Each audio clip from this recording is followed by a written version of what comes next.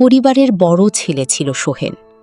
ছোটবেলা থেকেই সংসারের সব দায়িত্ব তার কাঁধে এসে পড়ে। বাবা অসুস্থ, মা দুর্বল, তাই পড়াশোনার পাশাপাশি কাজও করতে হতো। কিন্তু যতই কষ্ট করুক, পরিবারের কেউ তার ত্যাগ বুঝত না। একদিন সকালে মা বললেন, সোহেল, বাজার থেকে জিনিস এনে দে। ছোট ভাই সঙ্গে সঙ্গে বললেন।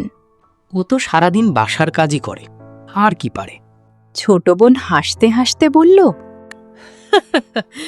বড় ছেলে হয়েও জীবনে কিছু করতে পারল না। সোহেল চুপ করে সব শুনল। তার বুকটা কষ্ট ভরে গেল, কিন্তু কাউকে কিছু বলল না। রাতে বাবা রাগী গলায় বললেন, তোর বয়সে মানুষ সংসার দাঁড় করায় আর তুই গরিবই রয়ে গেলি। আমি চেষ্টা করছি বাবা। সংসারের খরচ চালাতে সোহেল দিন রাত পরিশ্রম করতে লাগল। কখনো দোকানে, কখনো দিনমজুর। সবাই ভাবত সে কিছু করতে পারবে না। একদিন শহরের বড় একটা কোম্পানিতে চাকরির সুযোগ পেল সে। কিছুদিনের মধ্যেই চাকরিটা হয়ে গেল।